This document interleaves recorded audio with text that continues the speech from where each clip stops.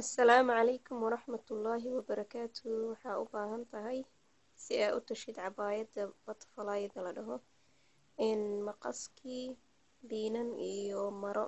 Waa si fudud, haddaba baro.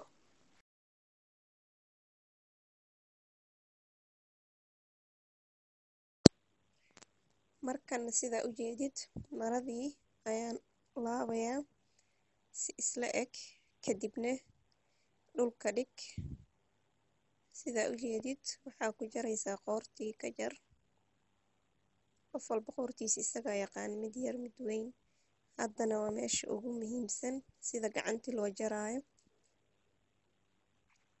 Kasoo bilow gacanta meesha hore sida u soo jaray qaab u eg. Qaab ayaan qoort u weyn gacanta aan dhahay gacantoo balaf kadibna hoos u soo jaray. Oo arki doontaan ila daawada.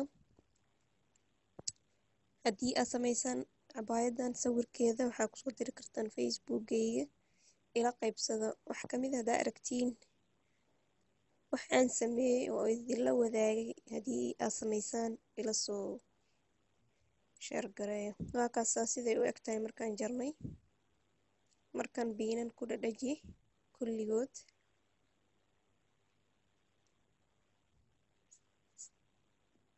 Qofkii raba inuu barto toliinkani oo inuu kasoo bilaabo rabo ha ii sheego, waa bari karaa. Fiidiyoyaal badan oo soo duubaa sida mashiinta loo isticmaalo. Haddana markaan dhinacyadii ka tolaynaa maradii, labada dhinaca laga tolaa kadibna gacnihiyaa laabid naga rabo. Markaa dhammaysid dhinacyada waxaa toli doontaa gacnaha sida waa idin tusin doonaa iyadana.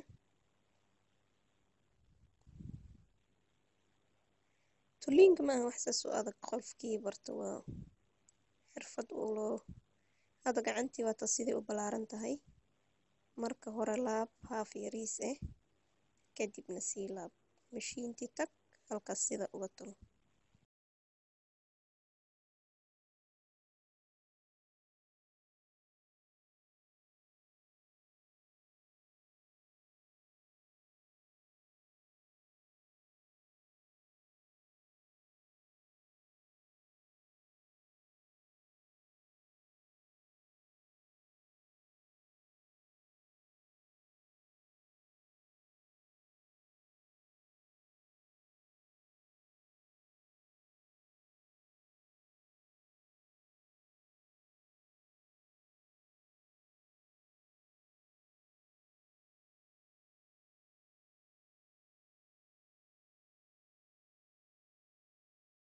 Markii aad toshay gacantii hadda waxaa tolay qoortii laab sidii oo kale ayadana dhammaystir. Qoorta dhammaanteed tol sida aragtidoo kale.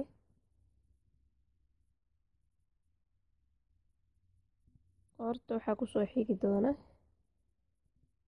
xaggii hoose cabaayadda. Cabaayadda hoosteeda ayadana aad laabi doontaa. Sidaas ayaadna ku dhammaysay. Ma ahan wax dhib badan saa u jeediin.